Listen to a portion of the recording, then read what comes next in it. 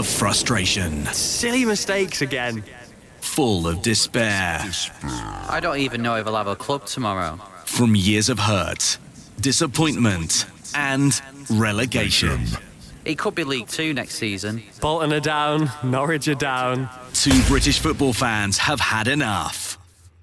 Canary bird Elliot Holman and Wanderer Henry Hewitt are in search of glory. Get in! Pride. It's been a joy to watch. Passion. Nanny! In search of silverware. MLS Cup champions, baby! And they found ATL. Orlando! Major League Soccer. Welcome to the MLS UK show. It's the latest of our isolation interviews. Now, if you want to listen back to anyone we've spoken to so far, then you can head to YouTube, search MLS UK show, and also on your podcast provider. Remember to subscribe while you're there and give us a rating as well if you've enjoyed them.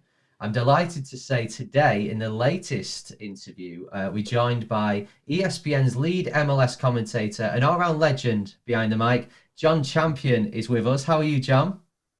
Very good, thank you. Yes, I mean, these are difficult times, I think, trying times for everyone, tragic times for many. But yes, I'm bunkered down at my house in the Cotswolds, so I'm back in England. I was actually due to come back because we did our first two games of the MLS season. We did a game at LAFC to open up and then another game at Portland.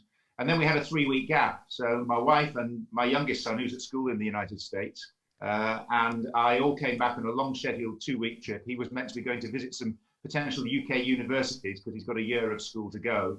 And as we were on the plane between Boston and London Heathrow, President Trump announced his travel restrictions, and now we can't go back. So we came back for 2 weeks. We've been here for nearly 9 so far. So we're just glad we didn't rent our house out. Otherwise, we would have been homeless and stateless as well. So no, we're doing well. Thank you.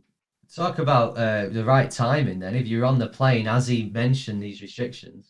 Yeah, no, we got on thinking that this situation is looking a bit dodgy around the world, but the indication there was that we could probably manage 2 weeks back in the UK and then get back to America. So it was with some surprise, I'll be polite and say surprise, that we got off the plane at Heathrow to be told that the route back had been blocked. And of course, it's a nuanced approach to who can get back into the United States at the moment. If I was a US citizen, I could go back. If I had a green card, I could go back, but I've only been working in the US for 15, 16 months full time and living there. So I haven't got to the stage of having a green card. And so for that reason, I just have a work visa, and a work visa is not enough to get you back in the country at the moment. So we have to wait for those restrictions to be lifted. So it's going to be interesting if MLS returns to action as is mooted on July the 1st in Orlando, whether I can get back in time to do those games or whether I'm going to have to find a television screen somewhere in London from which to commentate on them. Yeah, I was going to ask this. I mean, because there's a lot of talk about letting all the teams go to Orlando or playing behind closed doors or whatever. I guess for you can't get back anyway. But how would you feel comfortable commentating in that sort of situation?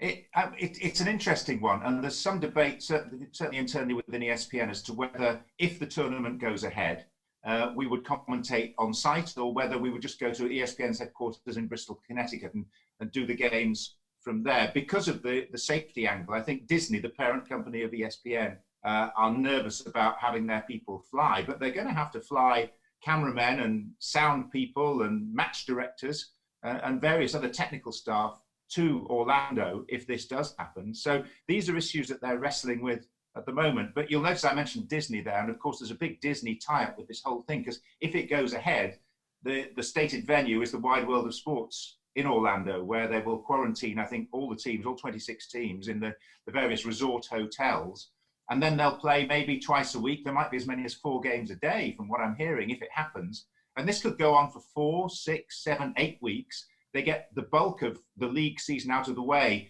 in something that's dressed up as a tournament, so there will be a separate prize, as I understand it. The plans, I think, change on a daily basis at the moment.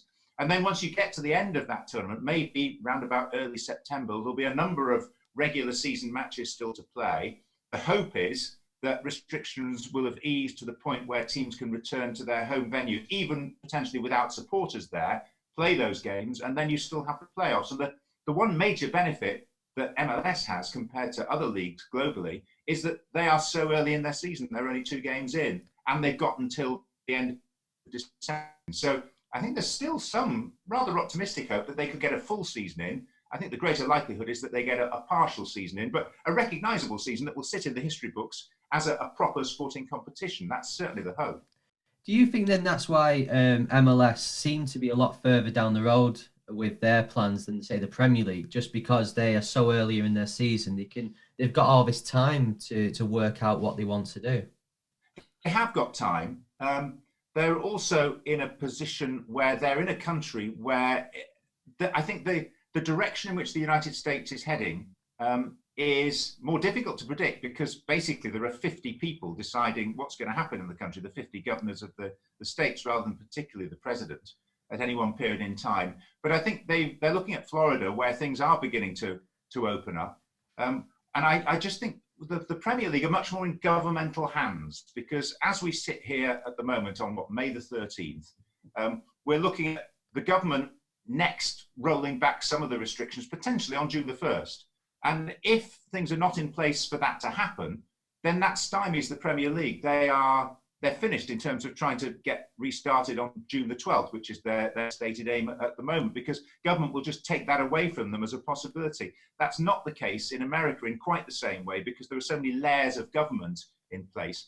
And also, I think that the discussions that have taken place between federal and state government and MLS and other sporting bodies as well, because let's not forget that the NBA are looking at Orlando as well as a possibility. MLB have looked at Orlando as a possible venue as well. So it could be a pretty busy city come July, August time. But I just think for those political and organisational reasons, it becomes rather easier for a league like Major League Soccer to look at restarting rather than the giant Premier League with the governmental restrictions that it faces too. Today, I want to. There's going to be one or two questions that I'm going to ask you that are basically just out of curiosity to speaking to you as a football commentator. And the first one of those, John, is first of all, do you watch football back differently to the rest of us? Are you analysing what the commentators are saying? And then can you watch yourself back and do you think, I could have said this here, or I should have mentioned that there?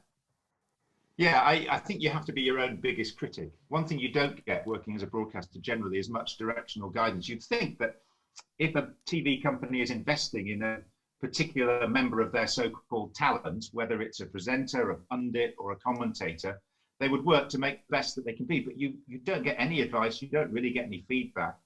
The mantra generally is if you don't hear from them, you're doing fine. So no one will ever ring you up and say, look, you could have done this better. You should be doing that better. Stop doing this. Start doing that.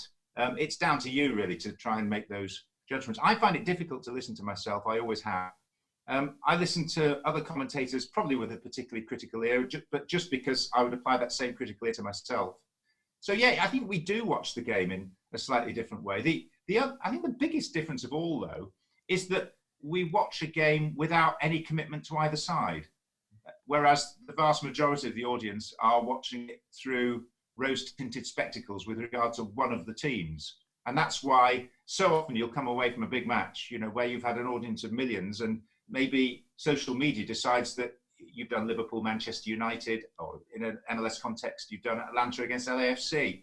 And half the people on there will be saying, oh, you were so biased in favour of LAFC. And the other half are saying, well, you were so biased in favour of Atlanta, because people who are totally committed to a cause will listen to a neutral and will perceive in something that we've said, or the tone in which we've said something, a bias towards one side or another that just was never intended. But in answer to your original question, Henry, I think it's that lack of an alliance to either side. That's the biggest difference in the way that a professional broadcaster watches a game of football. So, because assuming you had an affiliation to a club when you was younger, do you kind of lose that a bit then if you are a football commentator?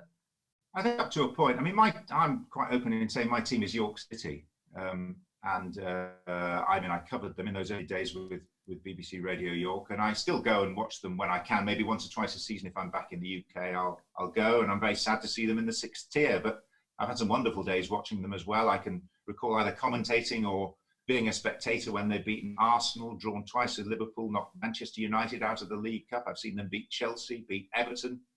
So there've been some terrific ups and an awful lot of downs.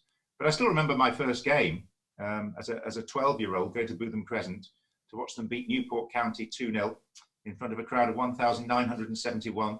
And I remember I was smitten that day. It was the first time I'd been allowed by my parents, who were fairly strict, to go to a game of professional football. And it had been agony because I grew up a long goal kick away from Bootham Crescent, the home ground of York City. And I could hear the crowd on a Saturday afternoon. I could see the floodlights from my bedroom, and I was never allowed to go. And then suddenly I was given permission to go one day, just before Christmas, 1978. And I just remember walking into the ground, walking past the back of the main stand. You could hear the players' boots in the dressing room as they limbered up. You could smell the liniment coming out. And then I remember the taste of the Bovril at half time and the swaying mass of the crowd behind the goal as the play ebbed and flowed. And this was the side of life that I'd never really seen before, this sort of communal experiencing of sport. So I was hooked. And so I do have that affiliation to York City. But since becoming a sort of national broadcaster, I probably only had to commentate on them 2 or 3 times. And even then, you can manage quite easily to shelve that affiliation for the day. And you just treat it. The most important thing is the broadcast, not the result of the match. I think that's the way to put it. So, as you said there, your first taste of football was slightly different to what you're used to now, especially having commentated on the Champions League finals, World Cups and FA Cup finals. Do you have a particular favourite event to commentate on? I love doing the World Cup. I've been astonishingly lucky. I've done 8 of them so far. So my first was Italy in 1990. I got sent as a 24-year-old by BBC Radio. I just joined what's now 5 Live. All the sport used to be on Radio 2 all those years ago. And within a couple of months of joining, I got sent to Italy to host the coverage of the World Cup for BBC Radio. And that was just the most amazing experience. And that's followed on. Every World Cup has had a different flavour, to the most recent in Russia, which I spent travelling around with a mad Scotsman called Ali McCoyce, who was doling out history and sort of sociology lessons to the nation as we went around. And I was a bit concerned about what a World Cup in Russia was going to be like. I've been many times to cover European games, and it's never been the easiest of experiences. But the World Cup was fantastic there. So I think if you're asking me for an event, it would be that once every 4 years extravaganza where you do feel the whole of the football world coming together. And there's a sort of rarefied atmosphere to those events. There's just an undefinable extra importance that accompanies everything that happens there. And you also know as a broadcaster, those are probably the defining events in your career. If you do them well, then you get a chance to do another one 4 years down the line, and you can build your career. If you do them badly, you don't get another chance. So, yeah, I think most of my favourite memories probably stem from World Cups. And now, of course, we know you from ESPN covering MLS. When you moved over there, how did that come about? So the genesis of this was that I was the lead commentator for ESPN when they set up their UK station, and they had Premier League rights between 2009 and 2013. And then they withdrew from the UK marketplace, and BT Sport came in and took their place in the scheme of things. And during that 2009 to 13 period, the big American parent company got in touch and said, would I go to South Africa and commentate on the World Cup for them in 2010? But they got to me after I'd already signed a contract to work for ITV, the main commercial broadcaster in the UK. So I politely said no and thought little more about it. But then 4 years down the line, ahead of Brazil 2014, they asked again. And this time I hadn't signed a contract with ITV at that point. And so I decided I would take the plunge and just experience something a bit different. So I signed up to work for ESPN in Brazil. And as part of that, they gave me a little contract for 9 or 10 other games. So they flew me out to San Francisco just before the World Cup to do the US against the might of Azerbaijan. What thrillingly was the final sports event ever at Candlestick Park, long-time home of the 49ers, before they blew the place up.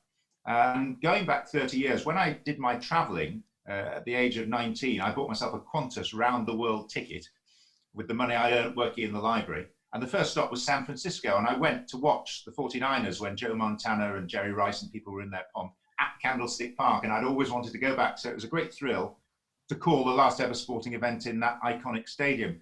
But going back to the purpose of this particular story, I signed this deal to do several MLS games as well off the back of the World Cup. The World Cup went terrifically well. It was wonderful experience because I'd never seen an event broadcast on that scale in all my days with the BBC and ITV and other companies in the UK.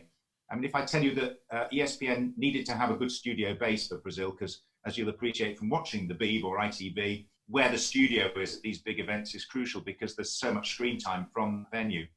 And all the world's broadcasters wanted to be on Copacabana Beach in Rio de Janeiro for the 2014 World Cup. And ESPN were first to stake their claim. And whilst most broadcasters managed to scrabble together the funds to buy a little scaffolding platform on the edge of the beach and to have a couple of cameras and a little garden shed studio, ESPN bought a yacht club instead. Didn't rent it, bought it, $13 million or something it was said to be.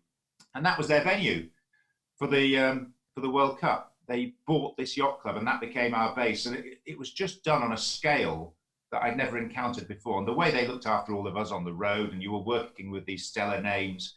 You know, we had people like Ruud van Nistelrooy on the team, Michael Ballack, just people who were the cream of the crop, because ESPN, American broadcasters, are good at flashing the cash when they need to attract that top level talent. And so they were able to take their pick, whoever they wanted to be part of their team. So that experience was great. I then went and they gave me Portland, Seattle to do off the back of the World Cup. They gave me a couple of games in Kansas City. They were very clever in giving me the best games to do in terms of the experience. And I was doing matches in front of sellout crowds, 60-odd thousand in Seattle when Seattle played Portland at CenturyLink Field. Providence Park, Portland, which is one of my favorite venues anywhere because it's just so genuine, authentic. It feels like a proper football stadium, even though it was originally designed, I think, for baseball. So I had a terrific experience doing all of this. And then at Christmas of 2014, there was a phone call from the guy that was in charge of the production for ESPN and their football, their soccer, saying, "I'm coming to London, will you meet me for lunch?" So we met at a pub in Chelsea, not far from Stamford Bridge. And he said, look, this has all gone very well. It actually went better than we expected. And it's now our ambition to persuade you to come and work full-time in the United States. Will you do it? And I said, well, I'm flattered by your interest. And yeah, I've had a great time. It's been wonderful. I'd love to further our sort of professional relationship. However, I've got 4 kids. They're not at the right age to move. It would be too disruptive to their education. And I think in truth, at that stage, I probably wasn't quite ready. I hadn't got my head around exactly what football was in the United States properly, but I'd had these good experiences. So he accepted that it wasn't the right time. He said, I'm going to ask you every year until you say yes. And that's basically what happened. We'd meet in the same pub in Chelsea. The offer would be extended. And then it happened again in 2018. And Amy Rosenfeld, who's the overall coordinating producer for soccer, a very senior figure within ESPN, widely respected for soccer coverage across the United States, because she's been doing it for 20, 25 years in production. She said, look, quite honestly, now is the time to do this because we're opening up ESPN Plus, the streaming service. We're buying lots of new rights. We have ambitions to try and improve our Major League Soccer coverage. Taylor Twellman, who's the main analyst, wants you to come. We can make you a decent offer. Will you do it this time? And I just thought, well, hey, what am I waiting for here? I've been doing this since 1984. I've done everything that I could possibly hope to and more in the UK. I'm not necessarily turning my back entirely on the UK. I was back in January and December doing Amazon and various things for the Premier League as well, which was a lovely diversion. So I'm able to do that to a small degree as well. So I just thought, yeah, I'll take the plunge. And weeks later, I'd signed a contract. And then February of 2019, I was moving to another country, which was... It was a daunting experience because I think most people, if they do decide to go and work in America, they do it towards the start of their working careers, maybe in their 20s or 30s. I was doing it in my 50s, and it meant moving my wife and the youngest of our children over there as well. But Disney, the parent company for ESPN, were fantastic in terms of helping with education and accommodation. We now have a very nice 3-bedroom apartment in Boston, which is our American home that we rent. And yeah, we've gradually become sort of semi-Americanized, which is wonderful before this rude interruption for all of us. And I can't wait to get back at it.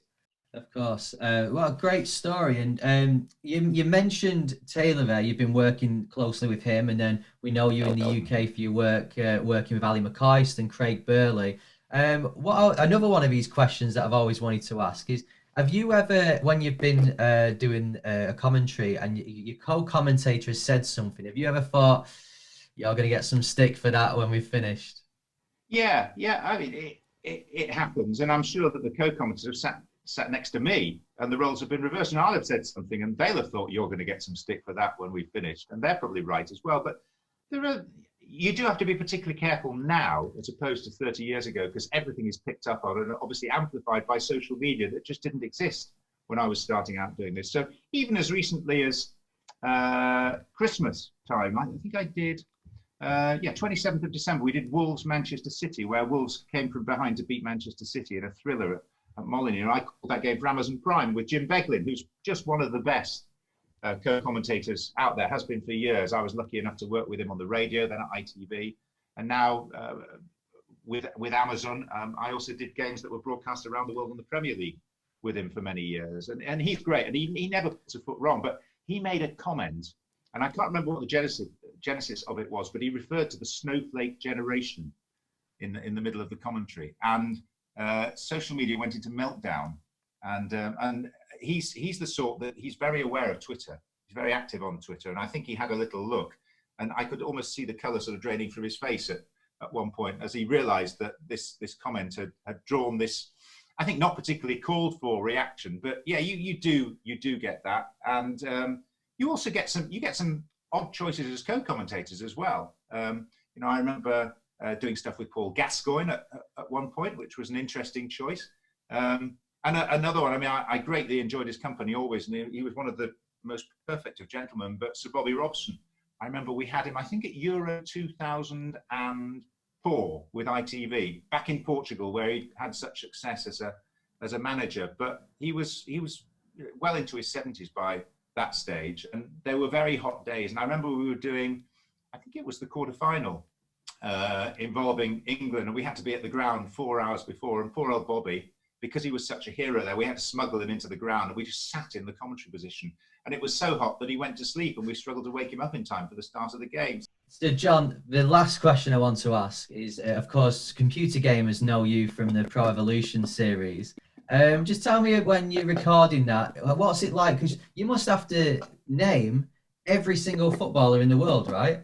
Yeah, you do. And you have to do it with different inflections. So you do 8 or 9 versions of each name. So it would sort of be Ronaldo, Ronaldo, Ronaldo, Ronaldo, Ronaldo, Ronaldo! This sort of thing. But you have to do it for maybe 5,000 player names. So it's mind-numbing. You go in the first day of the first year that you do it to a studio in Soho in London usually, and you're booked in for maybe 8-10 days straight, 8-hour days, just sitting in this room without a window, microphone, pair of headphones, and a pile of scripts, this big. You can't see out from behind the scripts on the first day, and that's the most mentally challenging part of it. Fantastic. Well, John, our Zoom call is about to finish, so we're going to round up. But I could talk to you for so much longer. Thank you so much for joining us, and let's hope you're back commentating soon, but when it's safe to do so.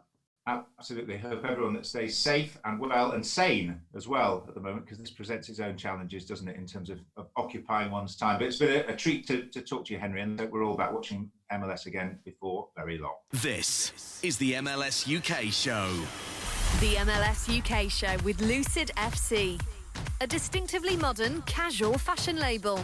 Take a look at lucidfc.us or lucidfc.co.uk and see why celebrities love the look. This season's current line is called What's Your Effing Club? Which is your F?